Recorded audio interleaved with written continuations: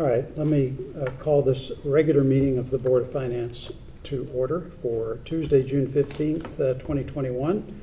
I just wanted to thank everybody, either here or elsewhere, for their efforts to make this in-person meeting possible. This is the first time we've all sat at the dais. I know Rob is at home and Dan's traveling, but for at least the majority of us to be sitting up here, not socially distanced, with no masks on, and it's fantastic. And it's been a very, very long time. So everybody who's made this possible, I think, is just fantastic. So as we've done with some recent meetings, we have decided to start our meetings with public comment. Jennifer, did anyone sign up to make public comments? No, we did not receive any emails. Okay. All right, so now moving on then to the suspense list. Do you want to ask if anybody online wants to raise their hand for public comment? Well, yes. Would anyone online like to raise their hand for public comment? I've got something in the chat here. I was just asking people to confirm that they could hear us. They can hear you. Can you confirm? Yes. Okay, they're just commenting that they can hear me. They're not commenting on whether they like that or not. So I'm kind of happy about that. If they don't like what I'm saying, please disable those comments. Okay. All right, so approval of the suspense list. Kathy, nice to see you this evening. Same here. Nice to be here, like you said, in person and without a mask. It's, back to normal. So tonight I'm here asking your approval of the suspense list for Grand List 2016. Of the original 7.2 million, 21,000 motor vehicle, supplemental motor vehicle, and personal property accounts originally billed, there remains $12,822.38 in 89 accounts uncollected. This amount is considered uncollectible and therefore my request to be removed from the tax receivable on the town's books. Collection efforts on the suspended accounts will continue. As you see from the information I provided, over $4,600 in previously suspended accounts was collected during the current fiscal year. I would also like to point out that the amount I am asking to suspend is less than comparable municipalities of New Canaan and Ridgefield. So I'm not sure if you have any questions on anything. Just, John, one second. Somebody was just asking, is Channel 79, Dan was just saying he couldn't necessarily hear, because I think Dan can only hear through this. Is that correct? Right. Yes, Channel 79 is broadcasting. And they couldn't hear through these mics, because I know she was just... Because that goes to Channel 79, not to the Zoom. Okay. Okay. Well, we're just not going to solve every problem. Dan, go ahead. I'm going to speak. If you could ask the speakers just to speak more loudly, then that would be helpful. Thank you. Okay, you got it. Kathy, it's time to project. Do you want me to go through it again? No, that's okay. I think that, Dan, just to kind of briefly summarize, she has reviewed the total taxes that were due in 2016 and has highlighted this small list of taxes that have been deemed uncollectible, totaling $12,822.38, which is smaller than other towns as a percentage of their sort of taxes due than what we see here in Darien, which is good.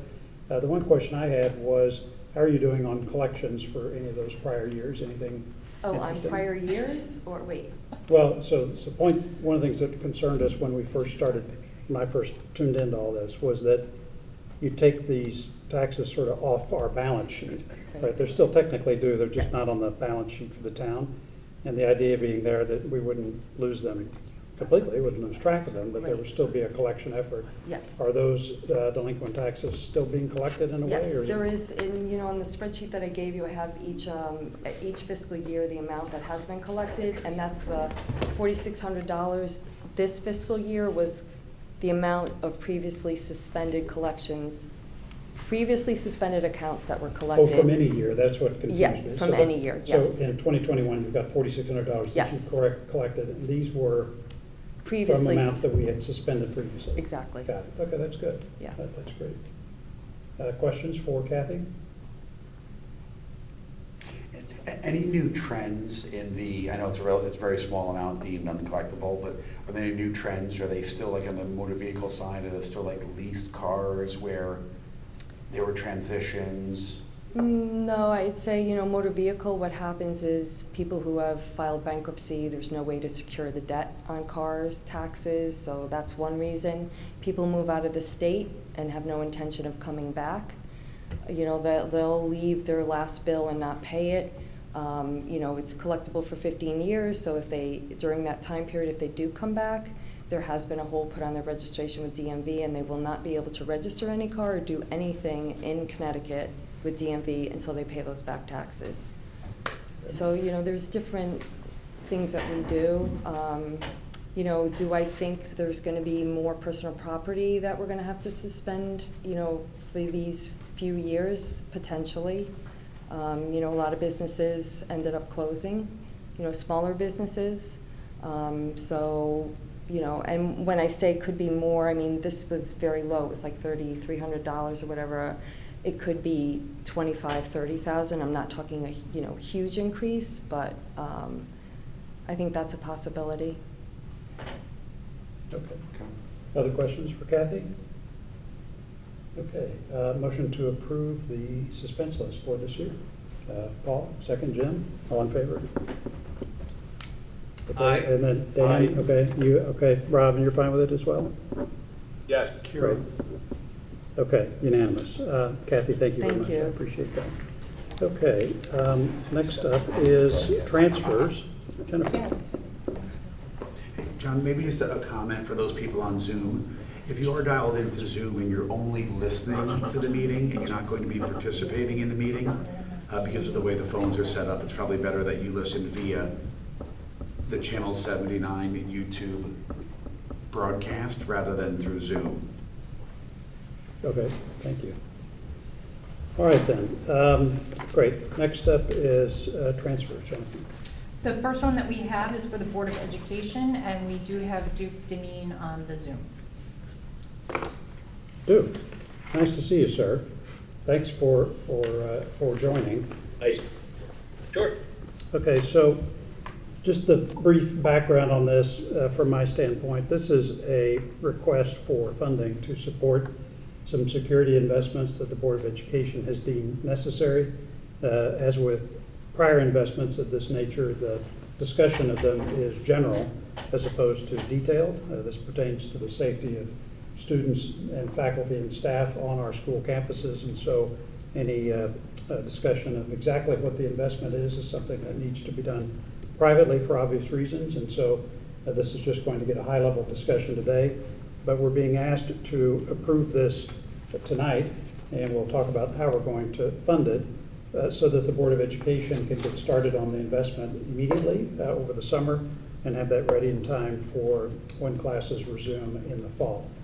So Duke, let me hand that over to you, and you can take it from here. Well, thanks, John. I appreciate that. Dr. Ackley sends his regards. We both participated in the RTM education. I did last night, and he participated in RTM F&B. So we're trying to, fill everyone in as best as we can. But thank you for your comments. As you all know, security is first and foremost. Dr. Adley and the board and all of our goal is the security and the safety of our students first and foremost. So Dr. Adley and the administration continuously look at security changes, upgrades, new investments, and work hand in hand with our local law enforcement. Also, we have a very detailed security protocol that's reviewed on a regular basis with the state. And while, the one question that I've gotten is this did not come through kind of the normal budget process, and that is true, but the timing was not there. When the administration went to look at vendors, systems, and protocols, it felt it was not best to rush it through just because there was a budget cycle going on. We had some dollars in the budget to do some upgrades, and it was deemed necessary to do even more as we went through kind of our review process. So Alan has kept the board apprised throughout this process, working with facilities and, as I said, for the local law enforcement. So we bring it before you for consideration on the dollars and cents to pay for the upgrade to the system. But I'm happy to answer any questions that I feel I can. As I said, and security is priority number one. Our schools are safe.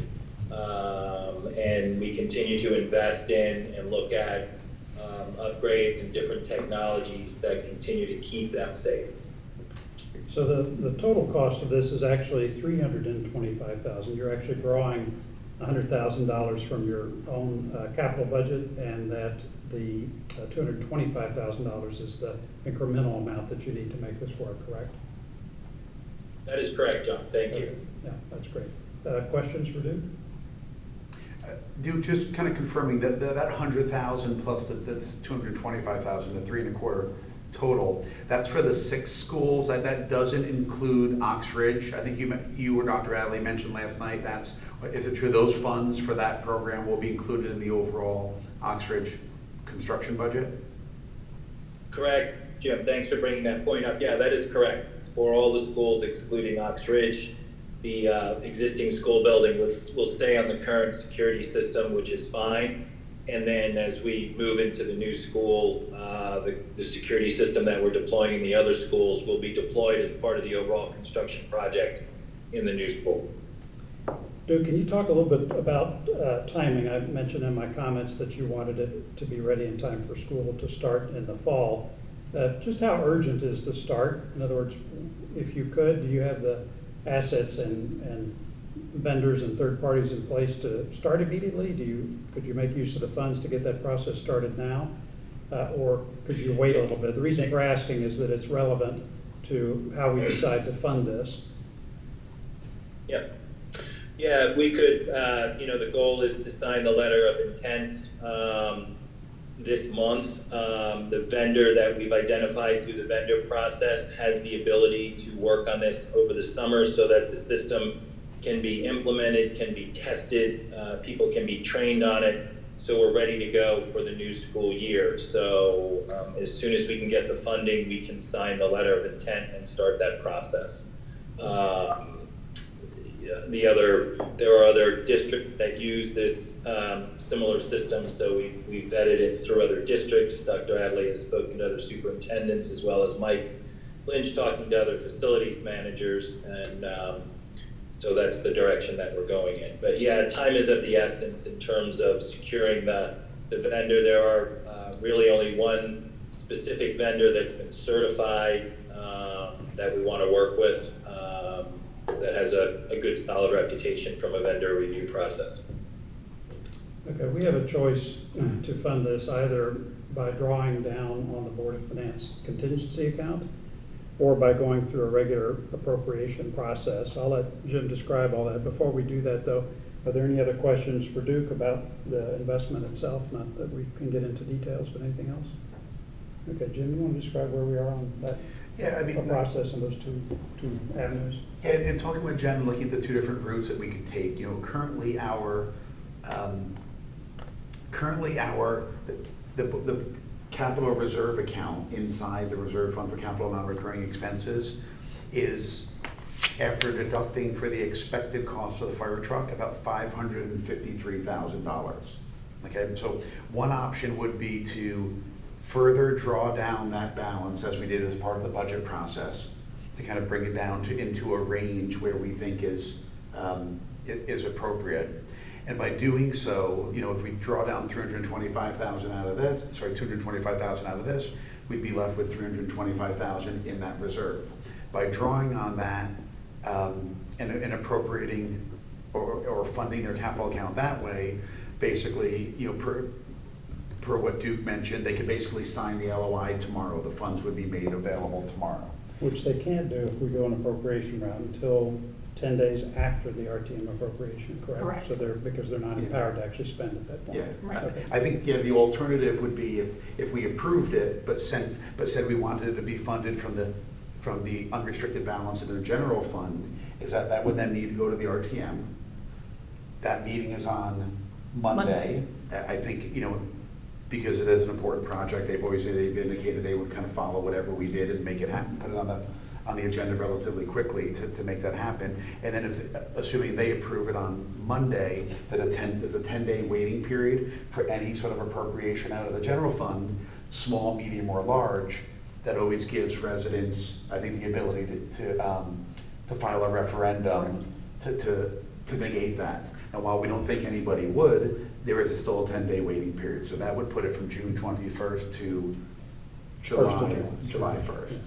So the RTM F&B committee and Jack Davis, they have discussed this, correct? Yeah, and The F&B had a meeting last night, and effectively I would summarize it as they had a meeting to discuss the overall project. You know, Duke and Alan were at both the F&B and education meetings, which I watched.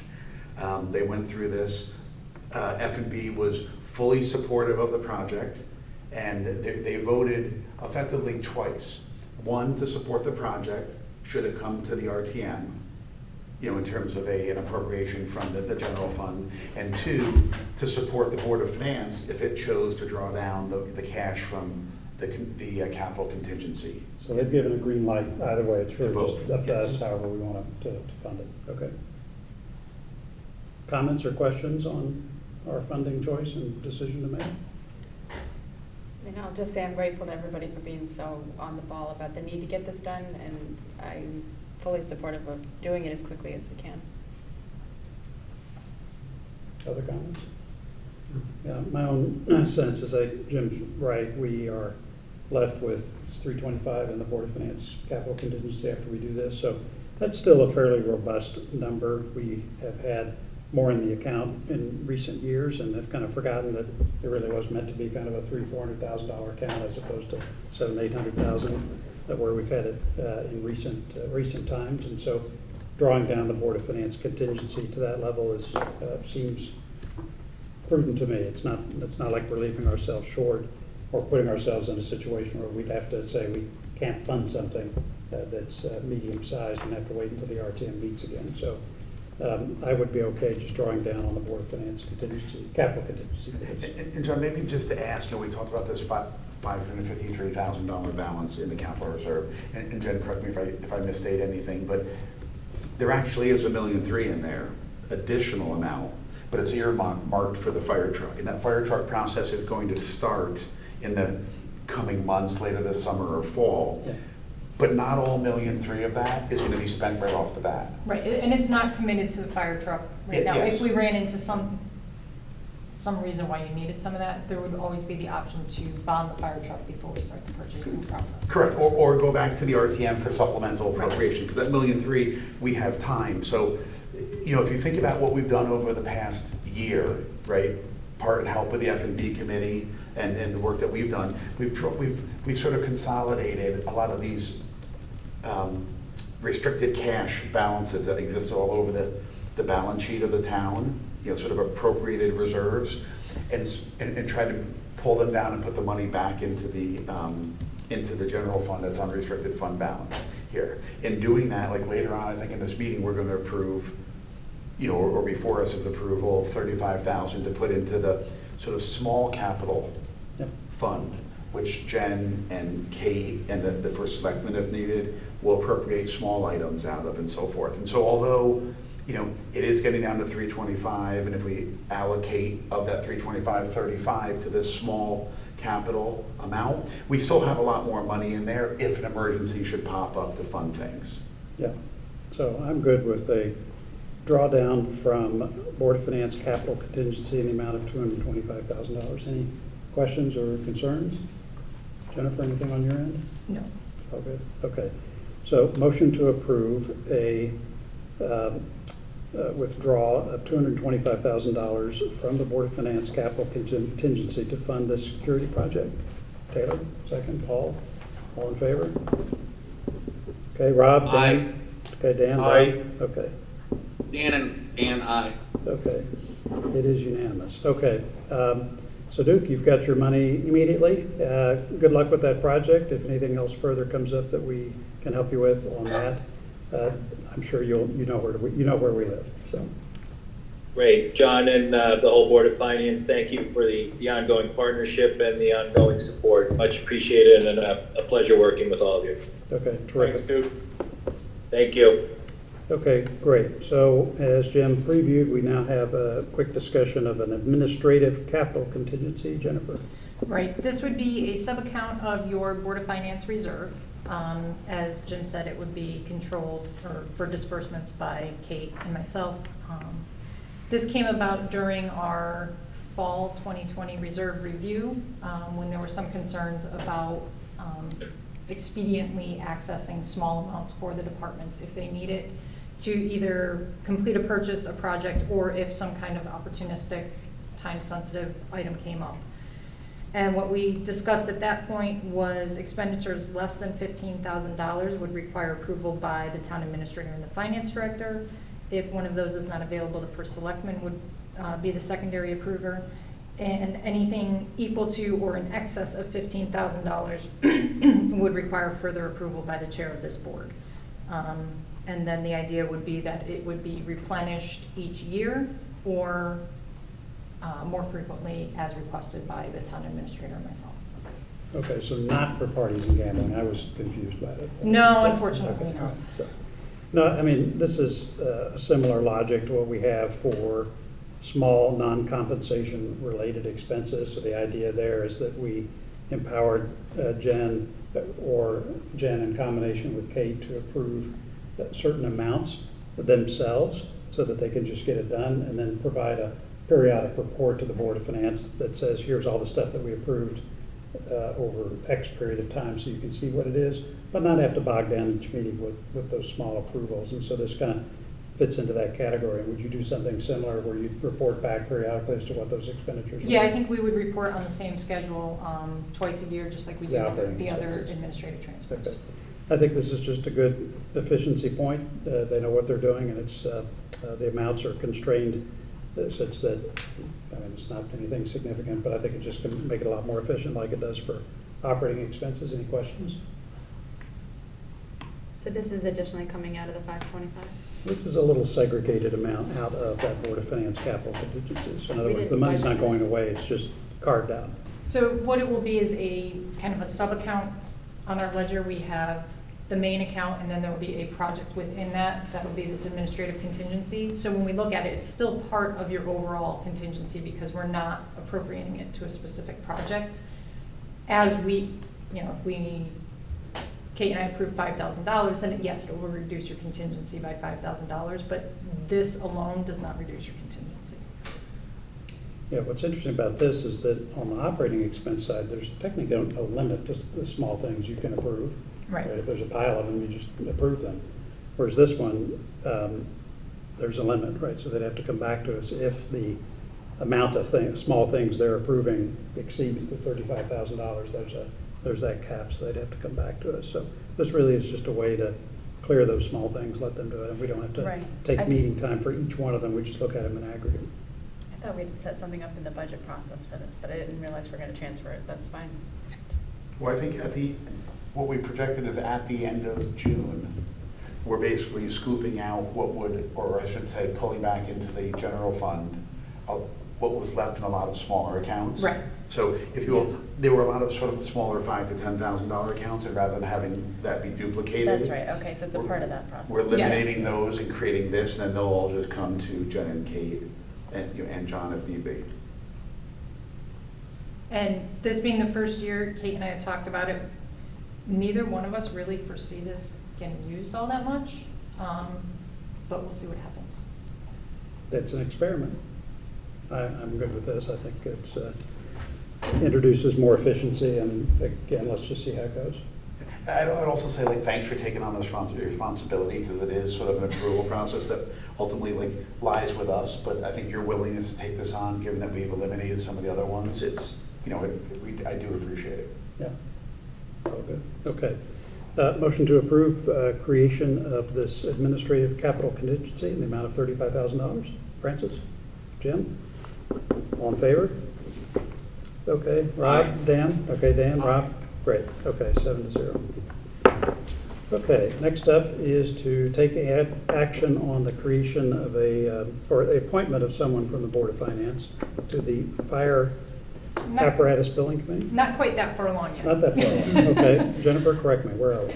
I think it was at the last meeting when we were closing out the fire apparatus reserve, the idea was floated of, should we have something akin to a building committee for the fire apparatus? Okay, did the Board of Selectmen not take that up? Or is They have not. I did reach back to Jamie and asked her what she thinks the next step would be, and her recommendation would be for this board, if you like that idea, to formally recommend to the Board of Selectmen that they create a fire apparatus building committee. Once that is created, we could seat somebody from this board on it. But the Board of Selectmen has not yet discussed it. Jamie would like the recommendation to come from this board to the Board of Selectmen. So. Why would we do it? The cost of many of these pieces of equipment exceeds $1 million, which is our threshold for a building committee for a physical structure. They are complex. They require pretty detailed specifications. And I think the discussion last meeting was that something of that magnitude should have some more eyes on it.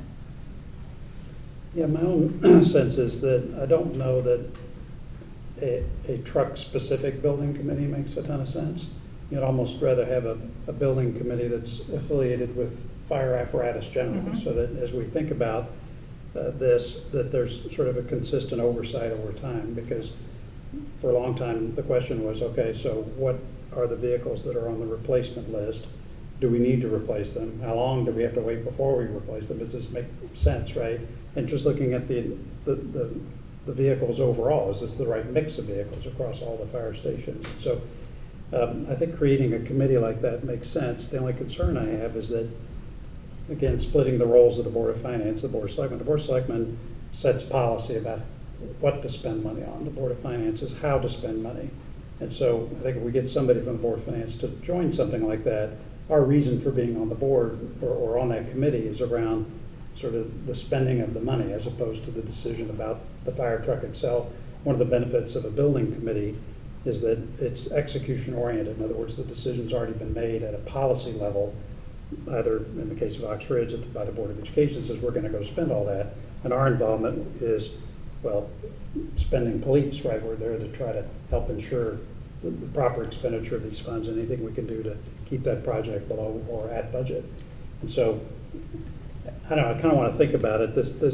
I agree that we ought to have some kind of involvement. I think it'll help improve the decision making on that. And maybe even if it doesn't, it'll just help improve transparency.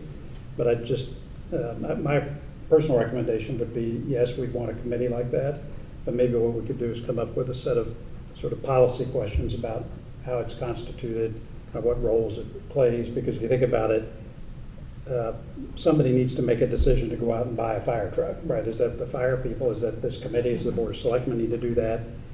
I don't know. I could come up with a set of questions that they could consider, but let me shut up for a minute. Let other smart people talk.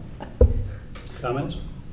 Well, I think what other building committees, just having sat on a few, there's always like a Board of Finance representative on Right. one of them to the extent it exceeds a threshold. And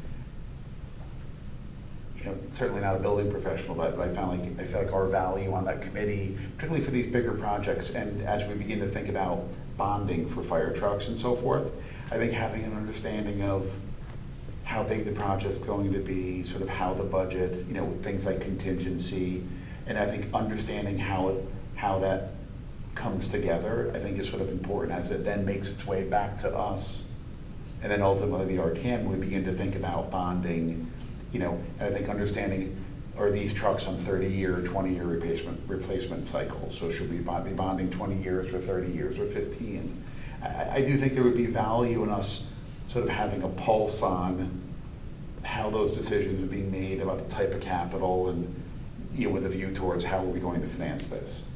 Right, if we could adopt a refrain, like, you want to spend how much money on this drug, something like that. I don't know. I think that's exactly right. What? Thank you for volunteering. Yeah, that was another way of saying, I'd like to volunteer for this committee. I do think Francis. John has a great point here, that just where does this committee come in the process? Is this advisory in terms of the decision about what to buy, looking at the context of the situation, or is this an execution decision committee that? Yeah, that's exactly right. And if we're involved sort of before the decision to spend the money is made, that's not outside our purview as a board. And so I guess, my straw man recommendation would be, yes, we recommend a building committee. And then we have some questions about how to constitute that committee and set it up, recognizing that there's sort of a continuum of decisions that need to be made. To Jim's point, once this decision to spend or to invest in the asset is made, there's a separate decision about all the points that would cover all the points that you brought up without repeating them. But there is that upfront decision about okay, are we gonna go out and actually buy a fire truck? I've got a lot to say about that, right, in terms, or would like to be part of that discussion. It's not the purview of this board. And so to get maybe the Board of Selectmen to take that under advisement, let them sort all that out, and then maybe what they do is they say, we want to have, we'll reserve the decision-making to buy the truck to the Board of Selectmen, where it should be. But once that decision is made, to ensure that it's efficiently executed around the design and kind of all of that, which then translates into actual spending, then that's when we could be at the table in a way that makes sense, given our purview. Something like that, maybe? I mean, we might not be pulling the trigger on deciding when to buy the truck, but if it was an oversight or partnership or committee on equipment in general, like an ongoing long-term thing, then I could see Jim being a part of conversations with the policymakers about when it was time and what might make the most sense. And the Board of Selectmen could actually decide that if they have a committee staffed by Board of Selectmen appointees that constitute the majority, then having someone on the Board of Finance for a committee like that, because they're not in the majority, maybe that is tantamount to an advisory role, and you could be involved sort of right at the beginning and get involved in what I think is a critical point, which is across all the fire departments, how many of these vehicles do we need? When do you really reasonably need to replace them, right? And when it comes up for replacement, is there a chance now to kind of reconfigure or reshuffle fire apparatus across the stations? And, you know, it's great, and I applaud our volunteers in the fire department as well as the fire commission for taking a close look at that. But these expenditures are large enough that I think we need to have elected officials at the table, and they really need to be the ones to make the call on this. You know, on the financing side, I think besides this bonding, I think there may be cases where things like leasing or even manufacturer finance, like other sort of alternatives, Absolutely. maybe that we can consider as we think about what, how do we absorb the overall cost. Okay. And maybe we want to lease some, own some. I do think, because we really think about this as 3 different departments, it's sort of a large fleet. And do we want to diversify sort of how we finance that? Right. I think it's just a lot of questions that. Dan or Rob, any comments from you guys? Well, I think the threshold question, and I don't think we're ready to answer it, is the one that kind of everybody, John, you kind of put your finger on, and Frank maybe articulated whether this is an advisory committee or this is a building committee, and it's actually kind of it's got execution responsibility. For example, Pear Tree, there's a Board of Finance member on that committee, even though it hasn't yet determined to spend money. Once you're on a committee, you're on a committee, and you're going to participate in debates probably outside the scope of just how to finance, right? That otherwise, you're going to contribute in any way you feel you can be valuable. So the question is, should this committee be set up similar to that, or should it be more in an advisory capacity to help those charged with making the decision think about the right time to do it vis-a-vis financing and the options thereof? So I think it's I don't think we're ready to answer those questions quite yet. Okay. I think Dan's point brings up an interesting, if you look at, by example, when a Board of Finance member is part of, or is an observer or sort of representative in certain union contract negotiations, like when we work with the Board of Ed, but we actually don't provide, we're not in the decision-making process, we're there sort of as a representative. So I think there is sort of bookends in terms of how you can set this up. Yep. And we're changing our role as, or well, our strategy, right? Going from reserving to bonding, so it's a nice time to change the way we approach it as a board and our participation in the process. I don't know how clean and comprehensive the schedule is now across the departments, but I have a feeling that you could build a spreadsheet that would probably make that very clear. And Yeah, well said. have everybody feel good about that. Well said. Jennifer, this was rambling. Is this helpful? That you can summarize and kind of take that to Kate? And Well, I can summarize it, but I don't think you've necessarily made a decision.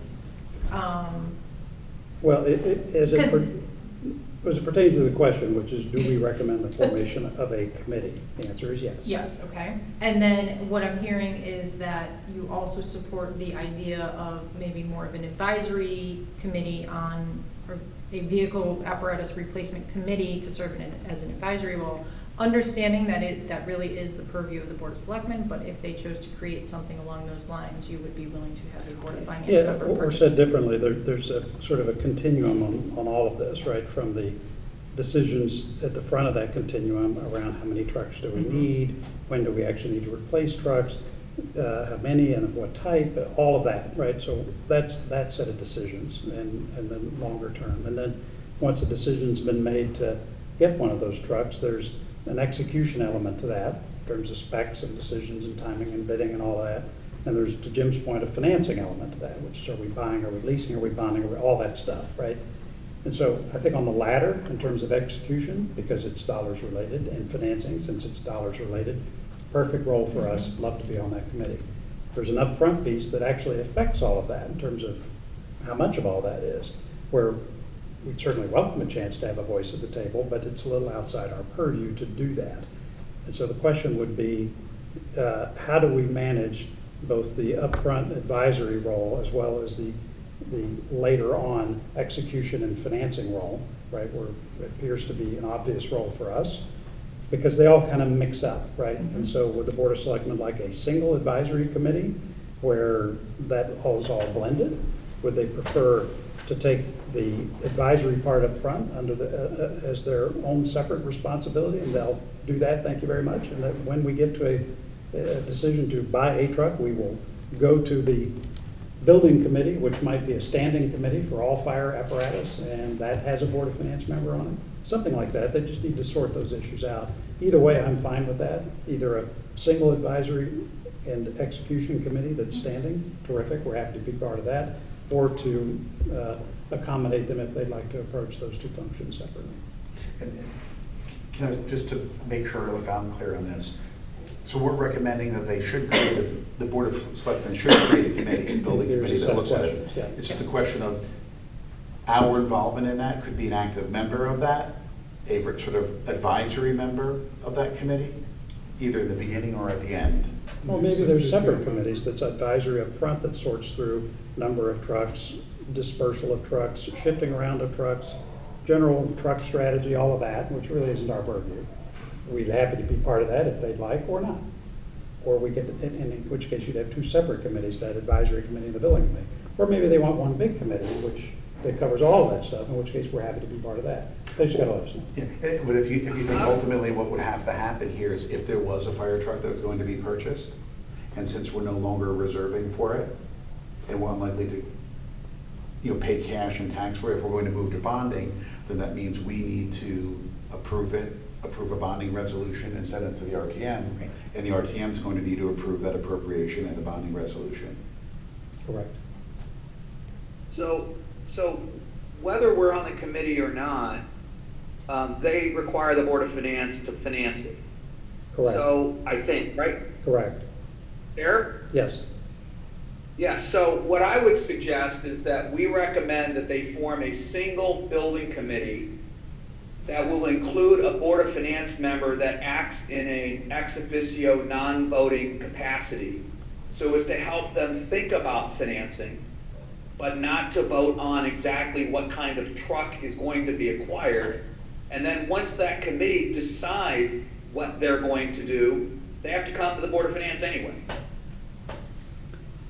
Yes, or something along those lines. I think just maybe they can listen to the segment of the tape and let us know what they'd like to do. We'd be happy to participate in whatever structure they set up. But from where we sit in terms of our responsibility, the design and specification of this that drives cost, and then how we finance it, whether direct purchase, bonding, leasing, all that stuff, again, has a cost associated with it. We would like to be involved in that. And we can either do that by participating on a committee charged with that, or in just our formal responsibility in voting for it. Let us know. Because when we vote for it, we're voting for the actual expenditure and to bond the expenditure, so it's. Or whatever we decide, to your point about leasing, but in any case, that, we can't abrogate that responsibility. We're definitely going to be doing that, whatever the Board of Selectmen decides. But if the committee structure actually improves the efficiency of all this, to Taylor's point, we're happy to be involved. So Okay. Okay. And I would say whatever solution is developed, I think, obviously the fire departments and the chiefs and the boards have been doing this for a long time. I think we should make sure we sort of solicit input from them as well in terms of. Yeah, it's a great point. I mean, as I said before, I certainly value all the hard work that our volunteers with all 3 fire stations in town provide, as well as any other volunteer.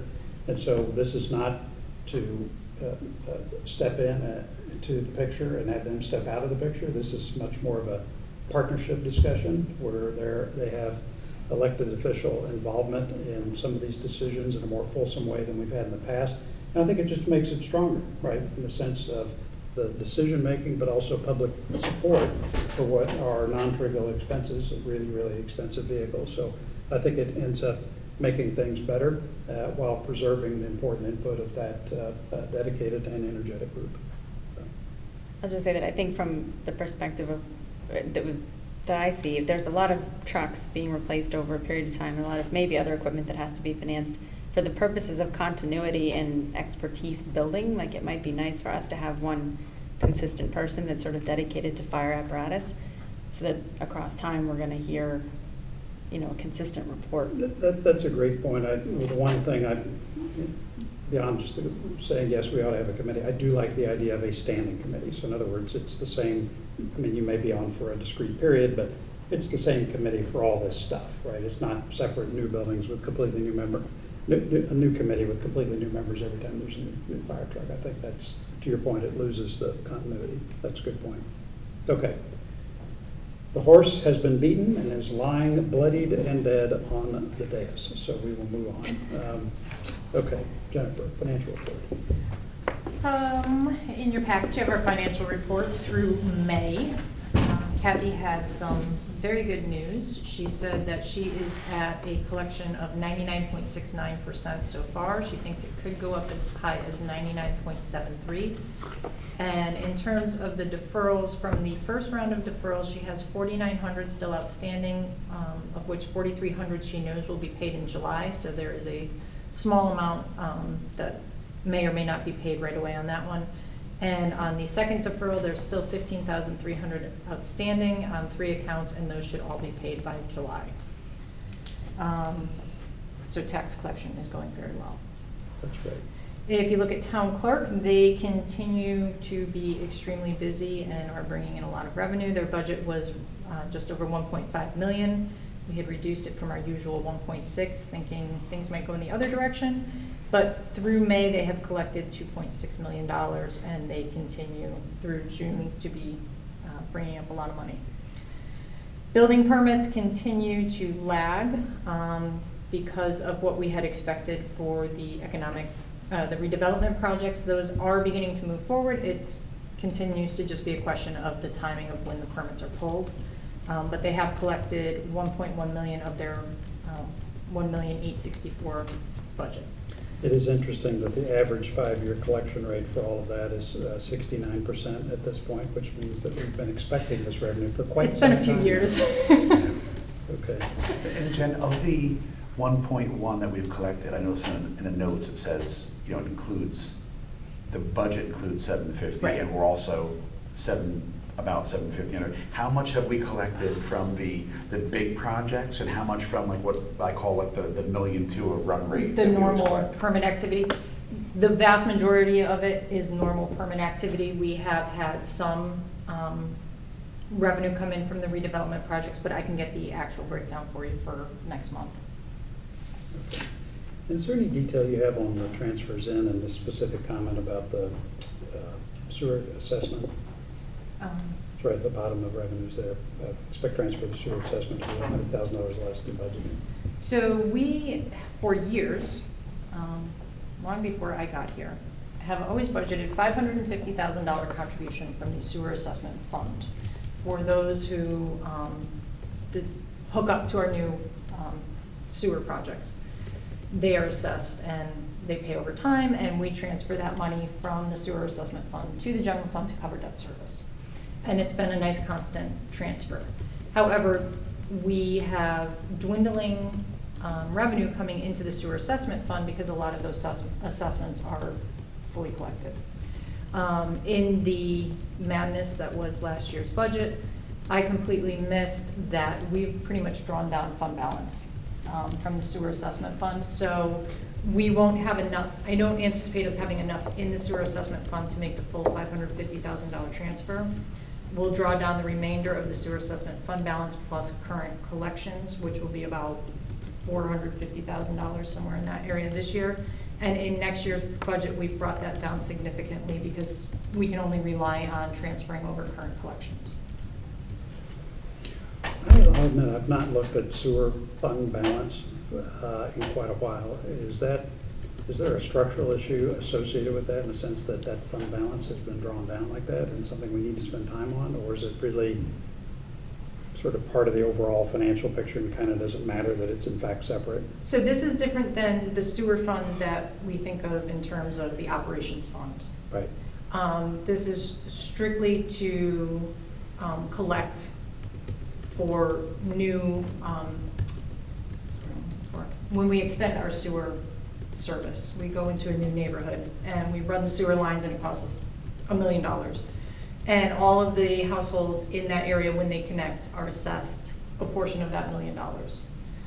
So they pay over 20 years and it goes into the sewer assessment fund. And we've issued debt for that $1 million for 20 years.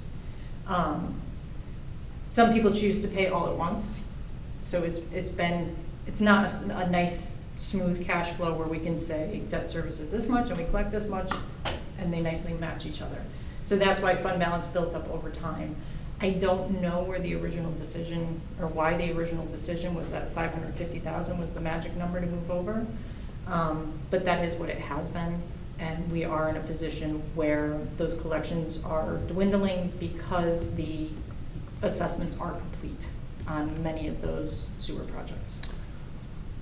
If you look at our outstanding receivable, with people that people pay either upfront or over 20 years, and maybe even include things like when we purchased like the Stephanie Lane one, and if you look at all the receivables versus the debt that we have outstanding, how are we Most of the debt has been paid. We have, on sewer extension, I would have to go back and look, but we did do a recent one within the last couple of years. But a lot of the debt is done. So I can look at the receivable versus what our outstanding debt is. It's going to be a little bit to unravel because a lot of things have gotten refunded into other things. But I'll take a look at that for you. So how does this discussion relate to the sewer fund? To the sewer operations fund? Yeah. It does not. That's what I thought you said, yeah, okay.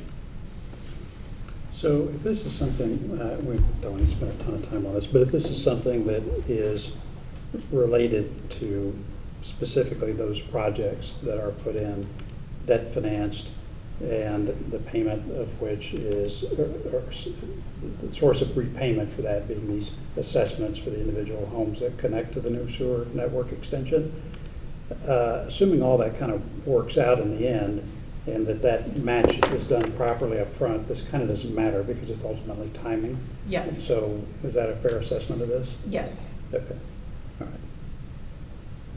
It looks like we ended this year with $1.3 million of debt outstanding, like sewer debt. Yeah, that sounds probably about right. Most of which was that newest extension project. Okay. But let me take a look at the receivable in there and what our debt is as of June 30th. I just don't know it offhand. Okay. It looks, just looking at your file, because I'm a debt junkie here, the debt service trails I don't off even know what considerably in the next couple of years. From like 300, 200, 100. Yeah, we don't have Yeah. much for sewer debt. Other comment? Oh, sorry, Frank. But we are covering that, Yes. yes, yeah. Good.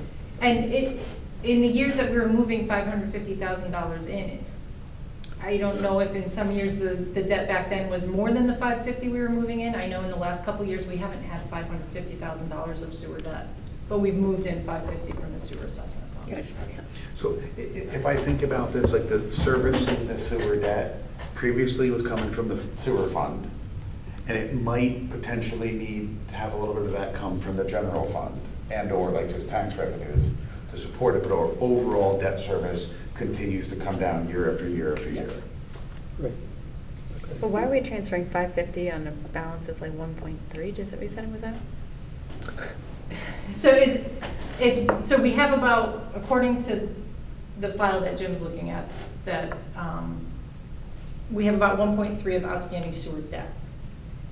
The 550 is collections that have gone into the sewer assessment fund. Some over time and fall into fund balance, and others are current payments for the ongoing assessments. I don't think back in time there was ever a matchup of debt is X and therefore we will transfer the same amount from sewer assessment fund. I think it was looked at as over time what seems like a sustainable amount, and we'll just transfer 550 and it'll be a nice smooth budget number. So just like the fire apparatus before, where we come in and say, okay, we're contributing X, not that we're doing that anymore, but we're contributing X amount in anticipation of this fire replacement schedule. And we just kind of let that sit for a long time. This is another one of those things that's just sitting there. So Right. maybe in the coming months, we can just take a look at it. And when Kathy bills the assessments and creates the billing for those, it is based on the project cost and the debt associated with it. So those billings are based on the debt. It's just what we've transferred just from annual that fund transfer that- to the general fund hasn't matched up exactly Okay. with the sewer debt for any particular year. Other comments on the financial report? The only other comment that I had is on the expenditure side, there's really no surprises. We have, I think I gave you the heads up last month about a couple of unanticipated retirements that had sizable payouts. I was gonna have a transfer this month, but we're waiting to see when we fill a couple of vacancies and if we can grab some salary dollars to cover that. But in terms of where it looks like we're gonna end up for the year versus the projection that we talked about during the budget, I'm not anticipating any real material differences. If anything, revenues are looking better than projected. I was pretty conservative on the revenue side when we did the projection, but tax collection and town clerk are already exceeding what I had projected. Jenna, on the revenue side, I mean, first off, I would say, yeah, this has been very helpful because you've been on top of the whole Parks and Rec revenue that's been coming in. You know, it's went from 350 in May to now we're at 423 over budget, and I think the last number we saw was the projection of, you know, kind of year end ending up 500,000 Yep. over.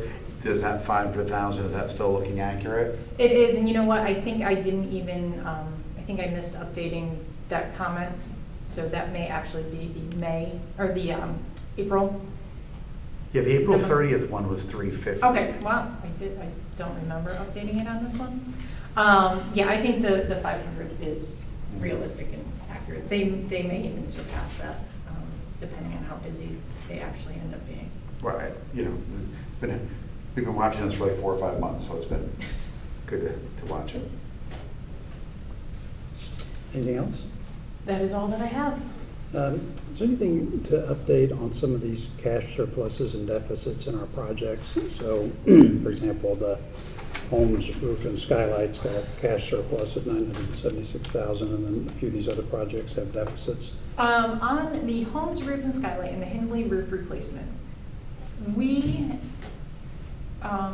expected those to get going a lot sooner than they did, so we did issue debt on them. I was concerned because we haven't spent down that debt because the projects, I believe, are supposed to be completed now this summer. And I did speak with bond counsel about that, and she said it is not a concern in the current rate environment, and we didn't have to transfer those bond proceeds to any other active project. So I do expect expenditures in those two accounts to begin ramping up this summer. Okay. That was the last that I heard, was that they were gonna do the work this summer. Oxbridge, we have a preliminary cash flow. I have to reach back to Kip and just make sure we have the soft costs, because that's gonna really drive when we do our next bond issue. I expect that we'll be doing that in the fall. We do have about $14 million unspent from what we issued before. Okay, And then a lot of these are newer projects. When we go out in the fall, we'll fully fund the tennis court rebuild, got it. the sidewalk, anything that's kind of ongoing with these smaller projects, we'll cover those capture in that in the bond. next in that bond bond. issue. Okay. That was all the questions I have. Any other questions for the financial report? Okay, approval of minutes from our May 18th meeting. Dan, as always, thanks for reading through all of these. I read through them myself on the train, and I didn't have any comments. Has everybody had a chance to check through those minutes?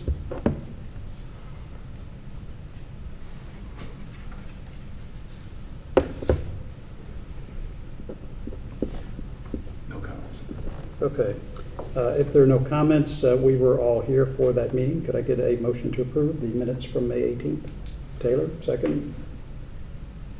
Paul? Okay, all in favor? Okay, Rob? Dan? Aye. Okay. Aye. Great. 7-0. Terrific. Okay, that's minutes. Special assignments and committee reports. Let's see.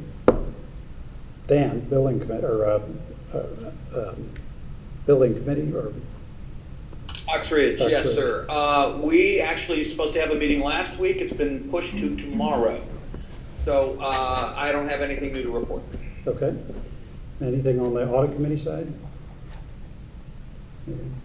All quiet there? Okay. Nothing.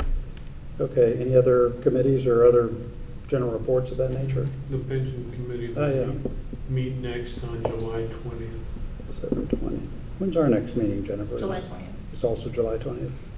One of the things we've talked about in the past, and I've actually got a note here, it might be interesting to get a general report back from them. I'd be interested in what the current agenda is in terms of things that could affect what we do. So for example, revisiting any of the assumptions that are used to do these calculations.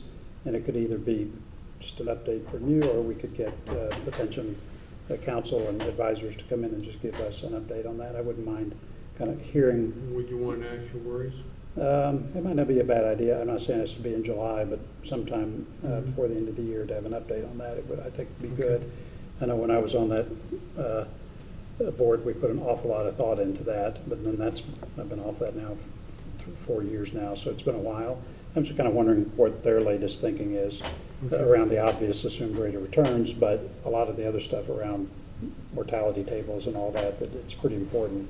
And that drives in a big way what our contributions are. I'd love to kind And of also get your an update on that. return assumptions, because it Yeah, affects your right, liability. Right, exactly. You know, at the F&B meeting last night, they have an item in front of them to extend the term of the town employee that sits in the pension fund, to move the term from 1 year to 2 year. And there's a little bit of discussion at the F&B meeting. They were asking some questions just generally about contributions and so forth. So what might be helpful, I think, just in light of that discussion, is I always think it's helpful to kind of dissect some of the movement you see year to year in contributions. What was driven by the stock market going up and down? What was driven by increased withdrawals? What was driven by Stock market doesn't affect contributions. returns? But what was driven by employee contributions? What was driven by actuarial changes? And even maybe in light of some of the unions, some of the contracts moving to defined contribution rather than defined benefit, like how will that affect it? I think if maybe there was thinking about like a bridge from year to year, sort of what affected it, that might be helpful just in light of some of that conversation I heard. Okay. Let's see. Other comments? Anything else on any of that? Okay. All right then. Chairman's report. I don't really have anything for the chairman's report. I guess other than to say what we'll have at the next meeting is just an assessment of where we ended up the fiscal year. So your preliminary outlook on deficit or surplus for the year and kind of how things appear to be turning out for the year, recognizing that we won't have the books closed by then, but it'd be great to get a kind of flash forecast as to how you think that's going to turn out. So we'll do that. And as I mentioned before, at some point, maybe you can discuss at the July meeting that the Board of Finance would like to get an update. We could actually include F&B in that meeting and get them over here as part of that discussion. So in the fall sometime, we could get a kind of a complete update on that. And I think that's about it in terms of my comments. I think that's about it. Any other business or topics we need to bring up tonight? Dan, Rob, anything from you guys? No, sir. Okay. Nothing. Thank you. I will say the Board of Ed, I saw put out their finance packet, which they do every month and so forth, and I saw that the projected surplus is, continues to rise slightly, so in terms of all the dollars we counted on, when we were making the decisions about allocating, unfund fund balance and so forth, everything seems to be, Comfortable? knock on wood, will end up in a good spot. Terrific. Okay. All right, then, if nothing else, I will take a motion to adjourn. Jim? Taylor? Okay, all in favor? Okay, we are adjourned. Thanks very much.